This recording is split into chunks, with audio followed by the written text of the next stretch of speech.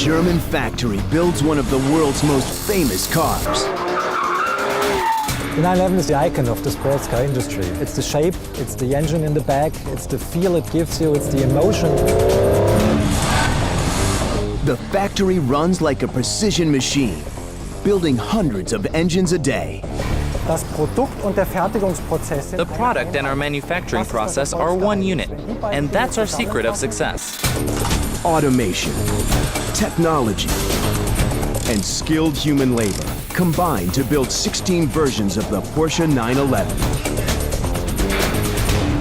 including the 911 GT3. Lots of our customers, they want a race car, and they want a race car that they can use on the normal street as well. The Porsche 911 has been made for more than 4 decades on the same grounds in Stuttgart, Germany, at Porsche's ultimate factory.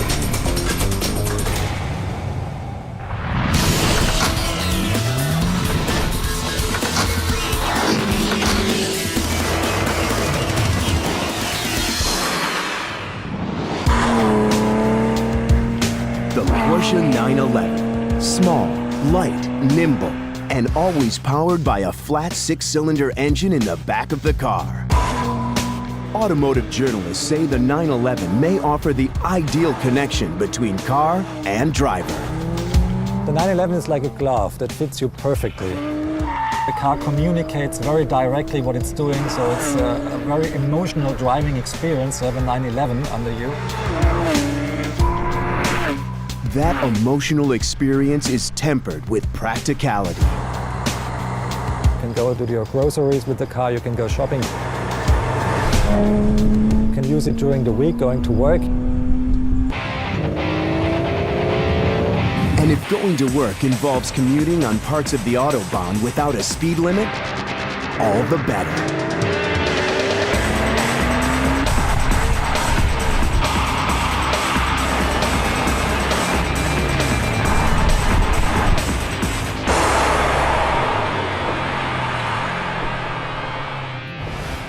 There are 16 models of the 911.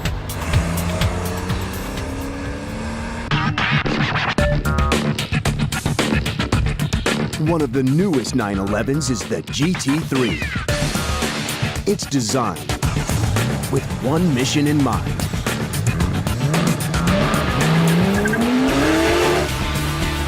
The GT3 is a track tool.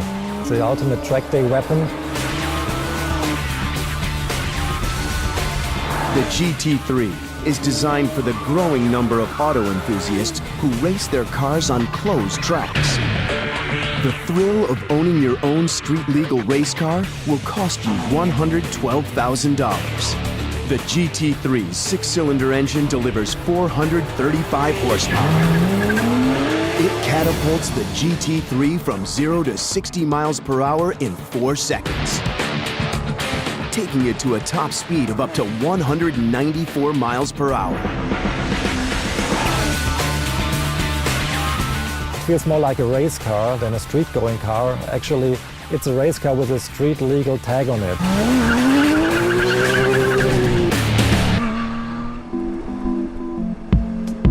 Since 1964, every 911 ever built has been made in Porsche's ultimate factory in Stuttgart, Germany.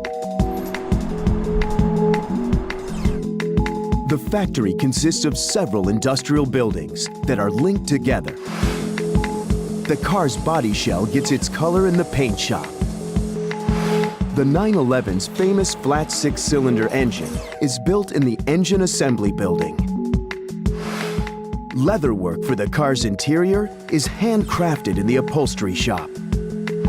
Finally, all the pieces come together in the vehicle assembly building, with its 117 assembly stations.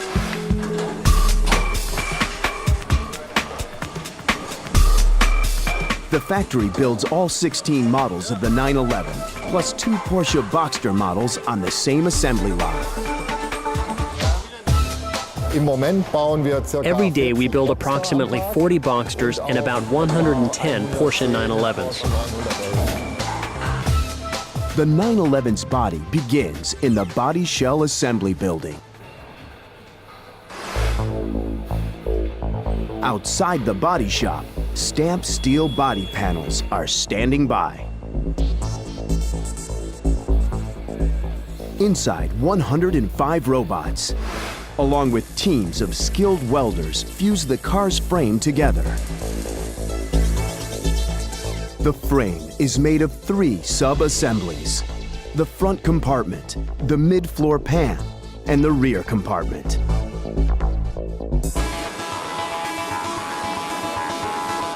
Each sub-assembly is welded together from stamped steel parts.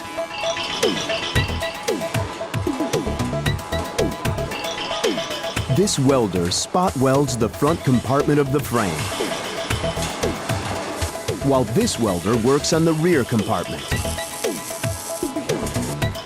The front compartment is then sent off to be joined with the rear compartment. When the mid-floor pan is added, clamps hold the 3 pieces in place. Then the robot welds them together, making them one.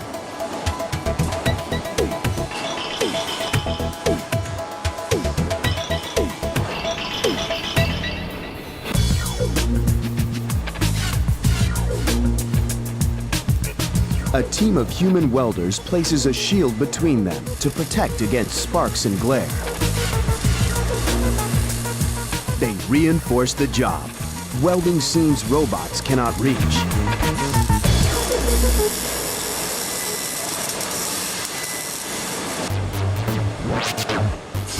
At this point, every 911 frame on the line is identical. But all that changes at the geometry station.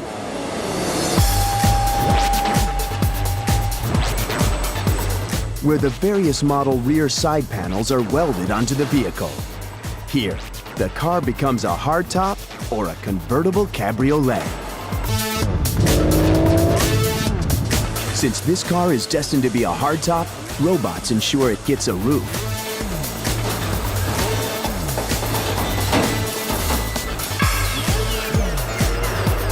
When the welding is done, another group of robots attacks the frame.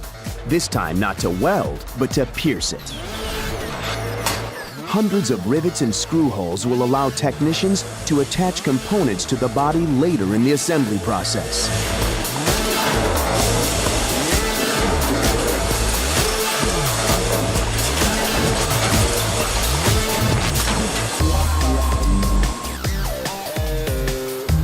Next, robots select doors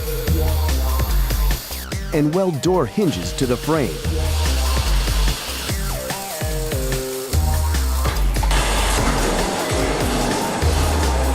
Almost 5,000 welds later, the robotic work is done in the body shop.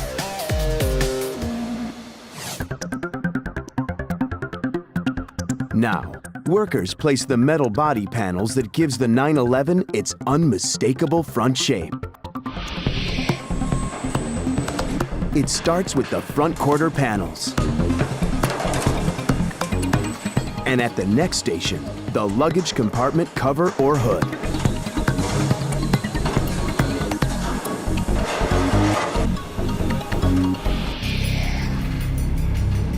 Now the body shell is complete.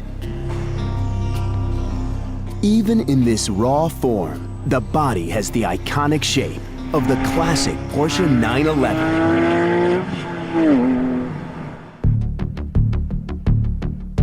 A shape that has been world famous for more than 40 years. When the 911 was launched for the first time in 1964, the design was almost shocking, or you could say very much ahead of the time. In that time, the Porsche 911 has seen evolution in its design, but never revolution.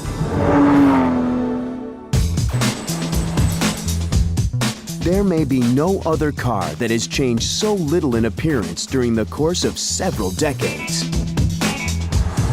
It may surprise some to learn that this high-end sports car's beginnings can be traced to another famous, but much more humble car.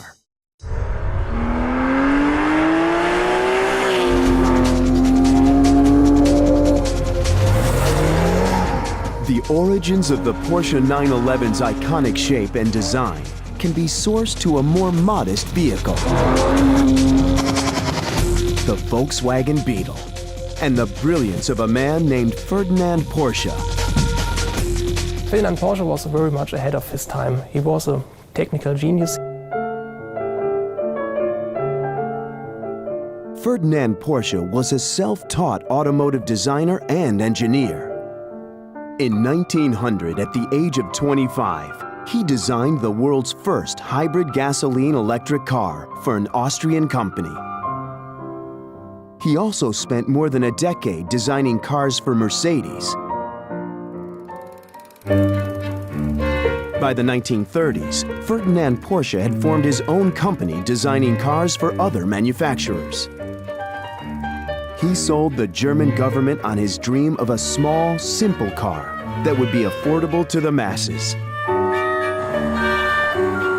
That car eventually became the Volkswagen Beetle.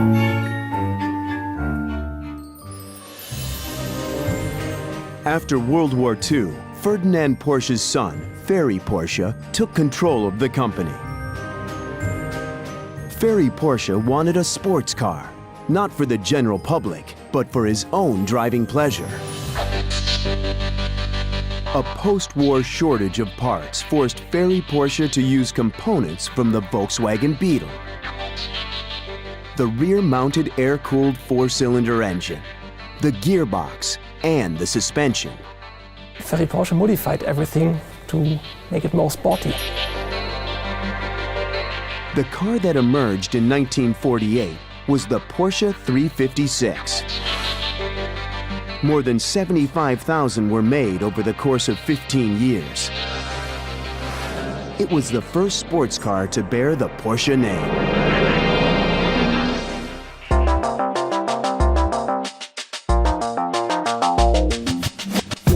In the late 1950s, Ferry Porsche wanted a new sports car. This time, he insisted on a more powerful six-cylinder engine.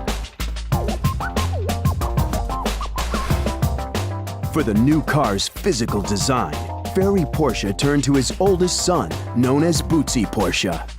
He realized a perfect successor of the Porsche 356 because he used the classic design line of the car, but he moved it in a very forward way.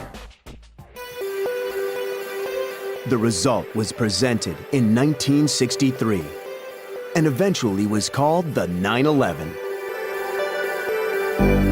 Over the course of 4 decades, the design was updated just 5 times, resulting in 6 generations of 911s.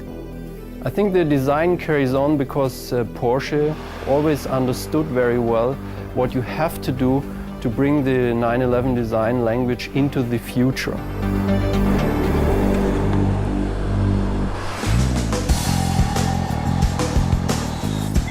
Now, the unpainted body shells descended from the first 911s built in 1964 are ready to leave the body shop to be painted. The trouble is, the body shop and the paint shop have a 4-lane road separating them. So how does the body shell move from the body shop to the paint shop? A bridge. This bridge is going over one of the most used streets in Stuttgart. It takes about a half hour for a body shell to travel 94 yards over the bridge to the paint shop.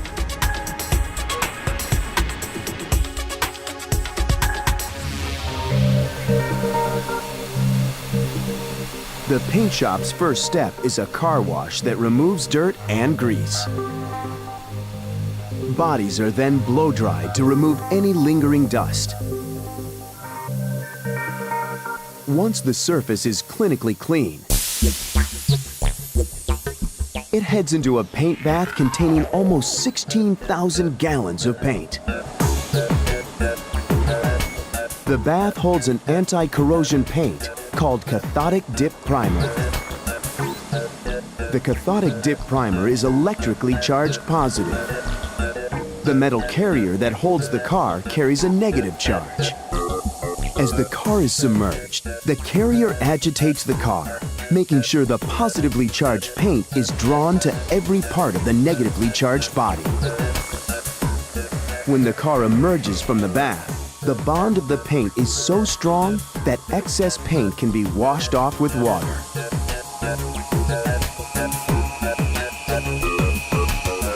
Now the car heads into a dryer for 30 minutes to cure the cathodic dipped paint.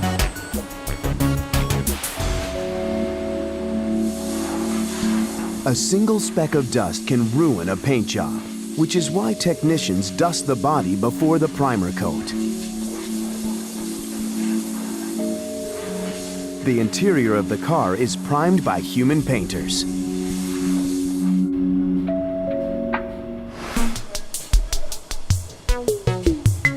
The exterior is where the robots take over. The primer is electrically charged positive. As the robots atomize the paint into the air, the paint is attracted to the car's negatively charged surface. It may look like the color coat, but it's not. The primer can be one of 5 colors: white, light gray, dark gray, yellow, or red. The selected primer color is the closest match to the color coat. With the primer complete, the car heads into a 338-degree Fahrenheit dryer for 30 minutes. Now, it's time for the car to get its color coat. The most popular colors for a Porsche are black, white, red. Porsche offers 12 standard colors, plus 9 premium colors. But for a fee, Porsche will custom paint your car any color you want.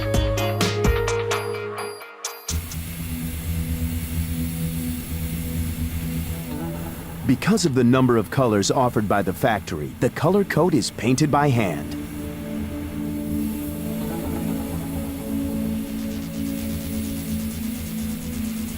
Painters are trained to paint the body from front to back, beginning with the top before moving to the sides. It takes 3 years of training before a painter is allowed to spray the color coat onto the cars. Ventilation systems supply clean air through the painter's masks as they spray the water-based paint.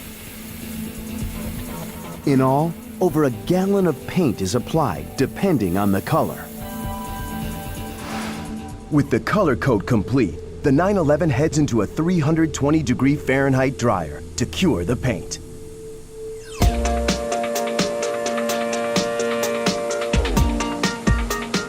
The final layer is a solvent-based clear coat. The clear coat is painted by robots because the same clear coat is used for every car.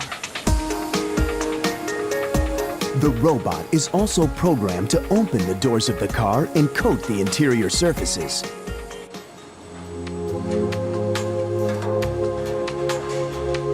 The paint shop's final job is putting the Porsche logo on the vehicle's hood.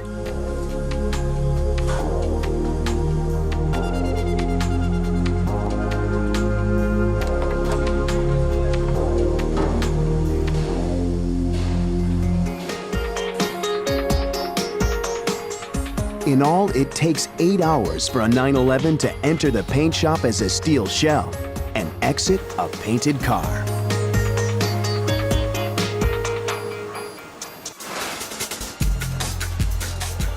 Now, preparations are underway to build the vehicle's 6-cylinder heart.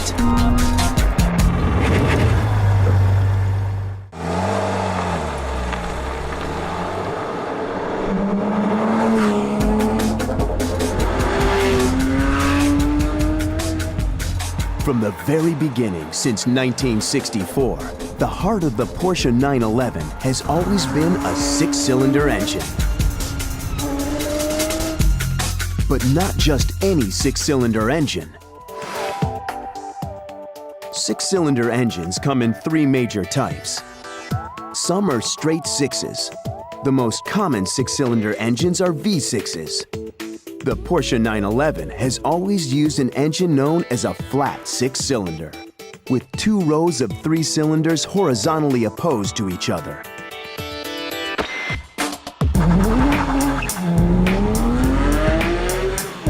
Porsche believes there is a key advantage to the flat 6 design when used in its sports cars. The biggest advantage of using a flat 6-cylinder in the Porsche 911 is its low center of gravity, because it's very small. You can mount it down low in the body.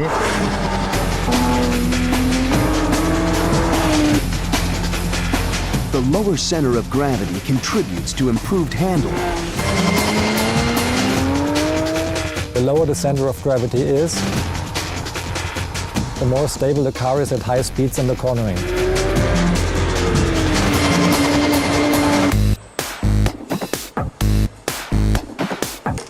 Those famous flat 6-cylinder engines are made in the factory's engine assembly area.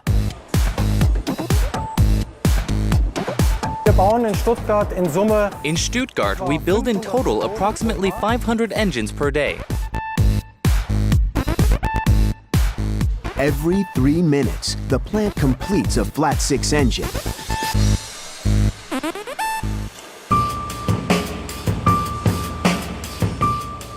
The plant makes more than 20 different versions of its flat 6-cylinder engine, ranging from 255 to 535 horsepower. Each version of the flat 6-cylinder engine has many of its own specific parts. The challenge is getting the right parts to the right place, just in time for the engine's assembly. So Porsche developed an automated logistics system. In the logistics building, a computer illuminates lights near the parts bins, indicating to a worker which parts to pick. Once the part is picked, the worker pulls a string, shutting off the light. Engine parts are loaded onto a cart. The cart is then picked up by Porsche's patented driverless transport system. Carts are programmed to take a specific route to the engine assembly area. The route takes them over a bridge and into an elevator, where they go down 1 floor and deliver the parts to the engine assembly area just in time.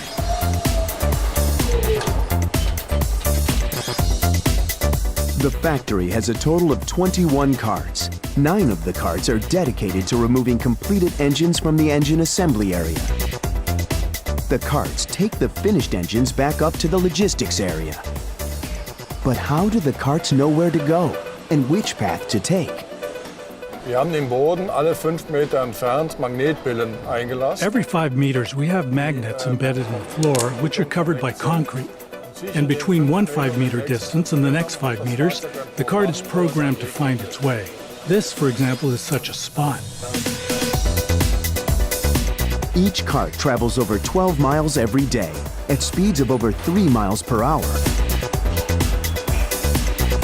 The people on the floor seem to know how to stay out of the cart's way, but just in case, there are safeguards. Wie wir sehen, passieren tut nichts, obwohl da ein hohes As we can see, nothing happens even though it's carrying a heavy load, and these carts move at quite a high speed. But nothing can happen because we have a built-in safety system in there.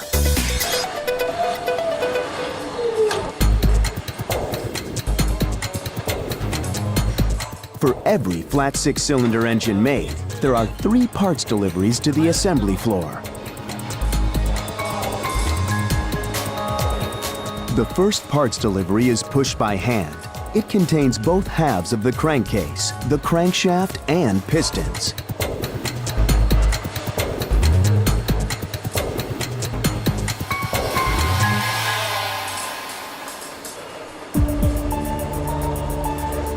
Early in the line, pistons are assembled. Then the first 3 pistons are carefully put into the crankcase.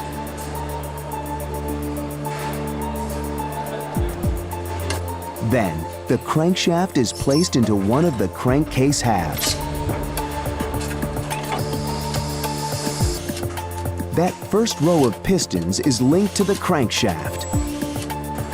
Then, a robot installs the second half of the crankcase and bolts it on. Now, the partially assembled engine travels to the main engine assembly line. Meeting that partially assembled engine, a special carrier called a crossmember. The crossmember allows technicians to maneuver the engine for easier assembly.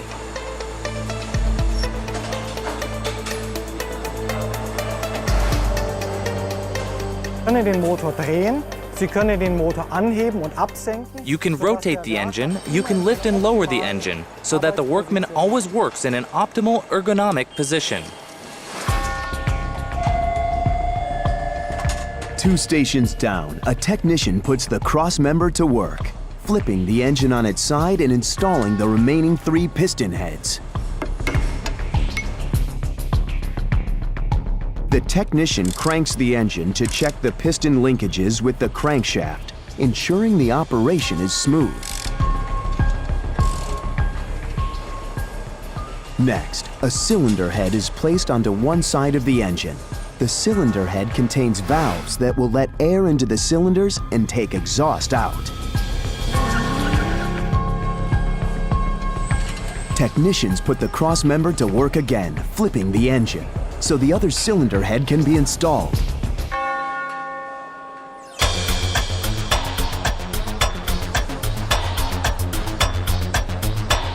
Every 2 minutes and 44 seconds, the engine reaches a new station. Some stations are manned by human beings. Others are handled by robots.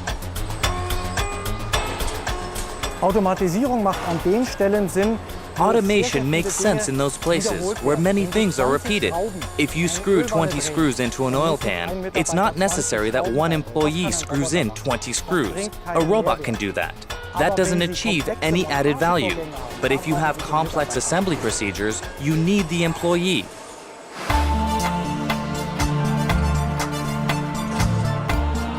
About 2/3 of the way through the line, every engine goes through what's known as a cold test. Here, the engine is electrically cranked and turned. Its linkages and systems are checked by computer.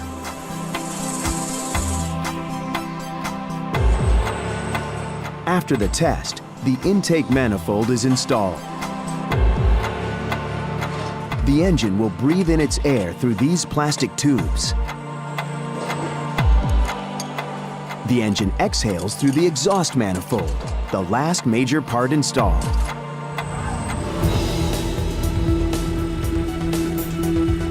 It's taken about 6 hours to build the flat 6 engine from start to finish.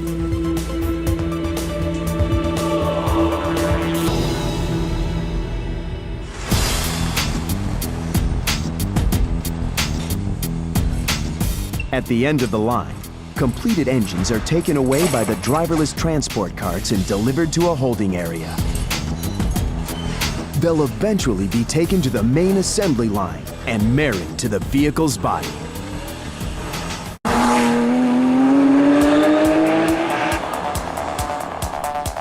At Porsche's ultimate factory in Stuttgart, Germany, the assembly line puts together 16 different models of the 911.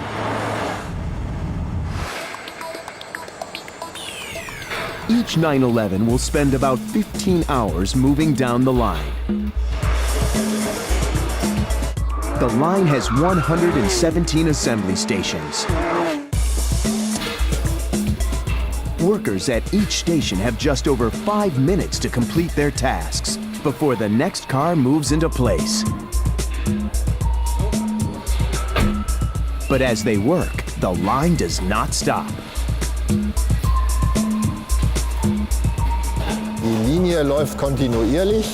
The line is moving continuously so the technicians can keep working and don't have to stop during the feed. Now, a painted body shell enters the main assembly line. Station 1. The 911's new paint job is protected with pads. Then the doors come off to allow easier access to the inside of the car throughout the assembly process. At Station 2, technicians snake wiring through the car, laying down the network for the electrical system. Station 6. The first upholstered item is put in the car, the cockpit, which includes the leather dash. At Porsche, leather begins as tanned cow hides in the upholstery shop.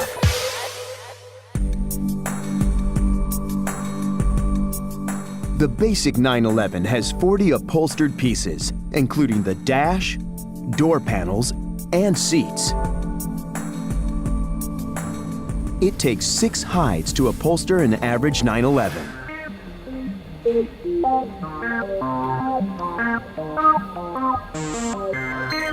Hides are laid out on a machine that automatically cuts the pieces to be upholstered, while avoiding flaws in the leather.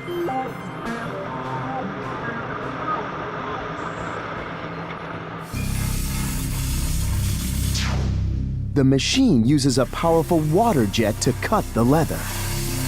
The pressure coming out of the nozzle is over 43,000 pounds per square inch, about 30 times the pressure of a power washer used to clean buildings. The machine is done, and now the pieces are collected. The first workers to get their hands on the cut leather are the sewers, who stitch pieces together.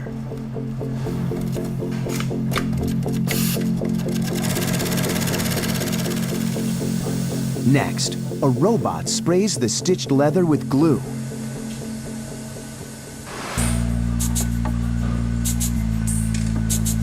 Then, a craftsperson has the painstaking task of fitting the leather to the dashboard frame.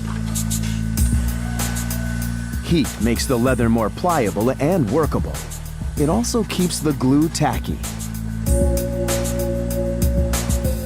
The first challenge is fitting the seam in the frame's groove. Then, the leather has to be stretched over the top of the dash. Once the fit is right, he trims the excess leather with a knife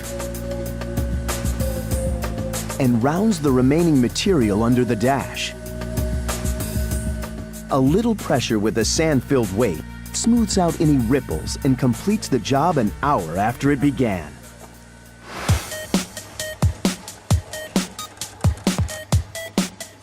The upholstered dashboards are sent to a pre-assembly area, just a few yards from the main assembly line. Here, they are built up into full cockpit assemblies, including gauges and steering columns.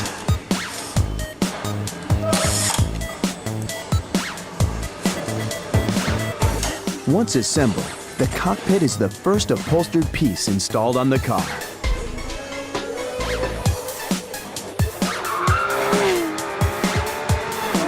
Six assembly stations are complete. The car's journey down the line is just beginning, with the most challenging assembly processes ahead.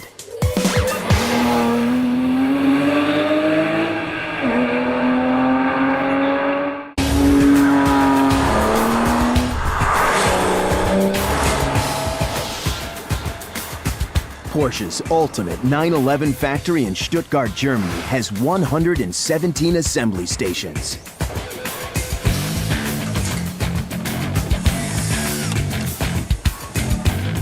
Some stations are where 911s get parts that differentiate them from other 911 variants. One popular variant is the Targa, a 911 with a retractable glass top.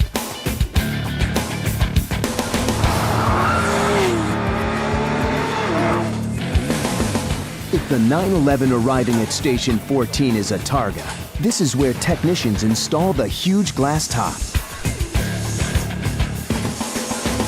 Almost 115 pounds of glass hangs in the balance as technicians try to slide it in through the back end of the car, forming both the car's roof and rear window.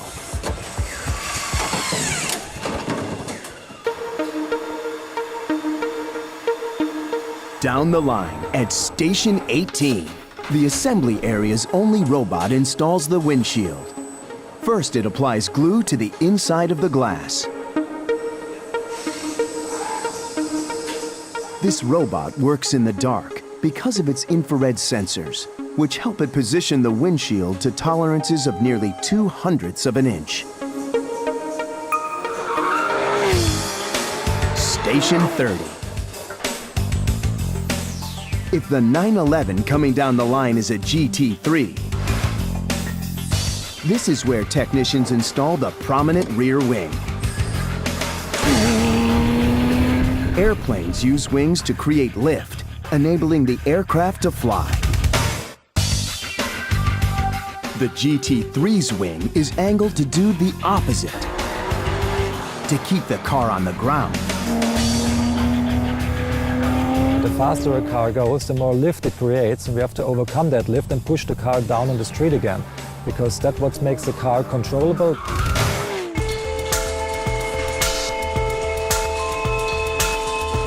Just a few stations down the line, Station 34. The name of the 911 model is spelled out for the world to see. Special guides hold the letters in place so they can be stuck onto the car.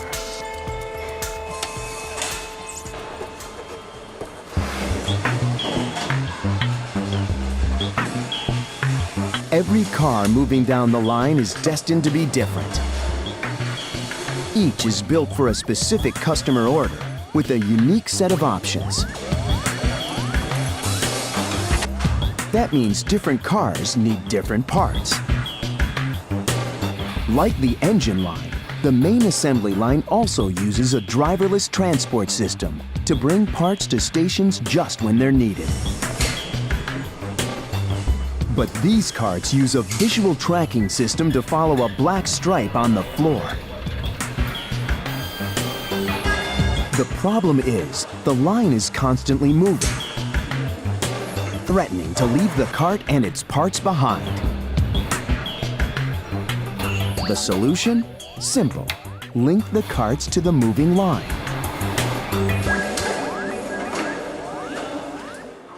Two stations down at Station 55. Two of those parts on a cart are the radiators.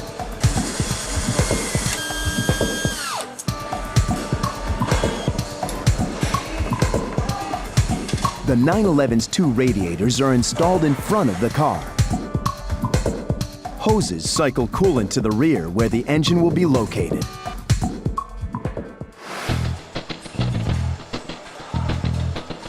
The engine those radiators will cool arrives on the assembly floor near the halfway point on the line.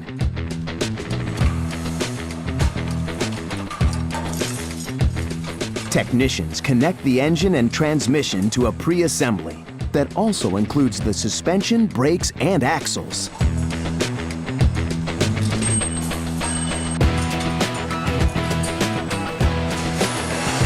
It's all in advance of the most dramatic moment on the line, the marriage of the powertrain and body.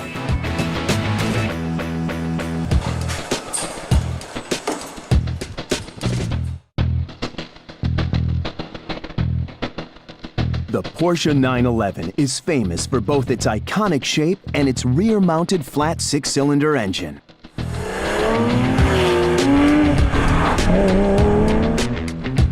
Now at Porsche's ultimate factory in Stuttgart, Germany, that body and engine are about to come together midway down the assembly line at Station 61.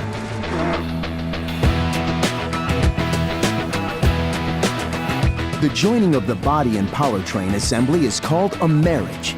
It's a major moment on the line. The entire car that's been built up coming down the line is now bolted to the suspension and powertrain. Even so, it's like any other station on the line. Technicians must accomplish the task in about 5 minutes.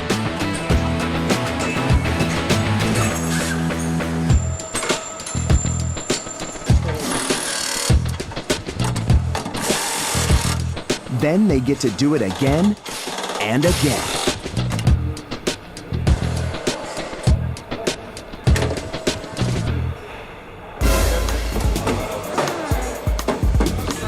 The 911's engine is in place, although many would say in an unusual place. It's one of the few cars made today with an engine mounted in the rear.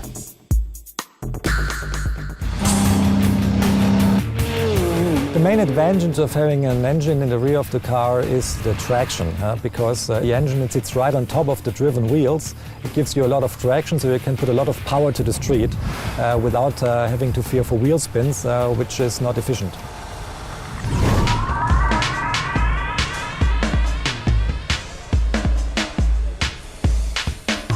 Station 83.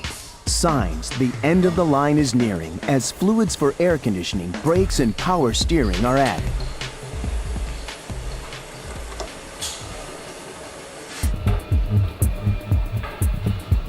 But if the end is near, the car will need its wheels and tires. They're at Station 98. Tires are fitted to the wheels just before installation. All 5 lug nuts are torqued at once. Unless it's a 911 GT3, its wheels use a special center lock. The center lock system is used on race cars because it allows for faster tire changes. Porsche is the first company that offers a center lock wheel on a street legal car. The factory uses a special tool just to torque the center locks on GT3 wheels.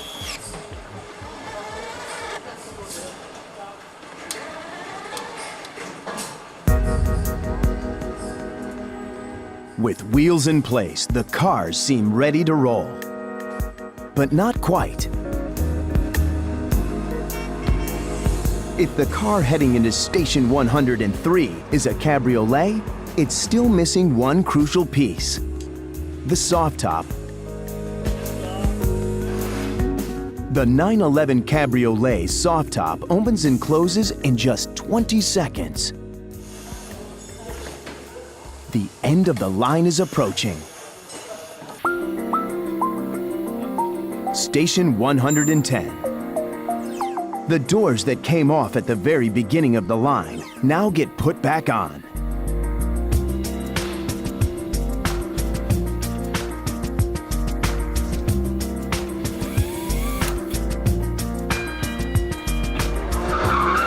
And at Station 113, workers install the last major parts, the upholstered seats.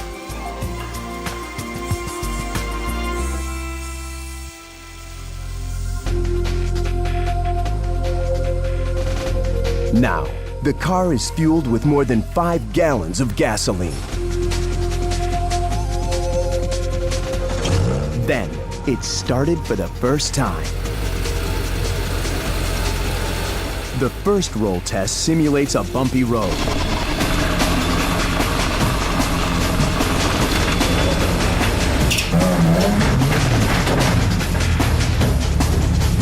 Then, another roll test takes the car up to speeds of 75 miles per hour.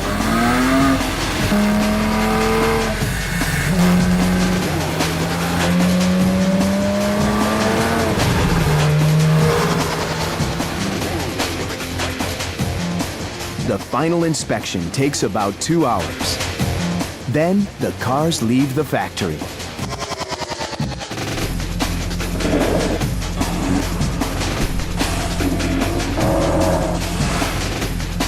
A transport truck will now take them to a shipping depot where they'll eventually end up at dealerships around the world.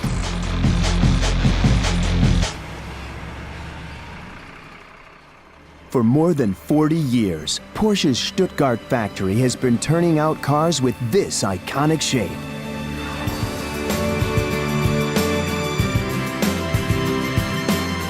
Just as the 911 has evolved, so have the factory's manufacturing processes.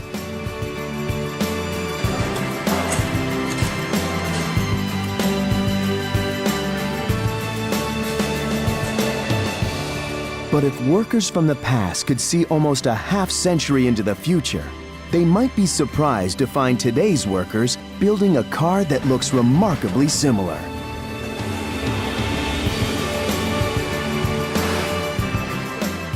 Any generation of workers on the production line can take pride knowing they have built one of the world's most famous sports cars, more than 40 years running.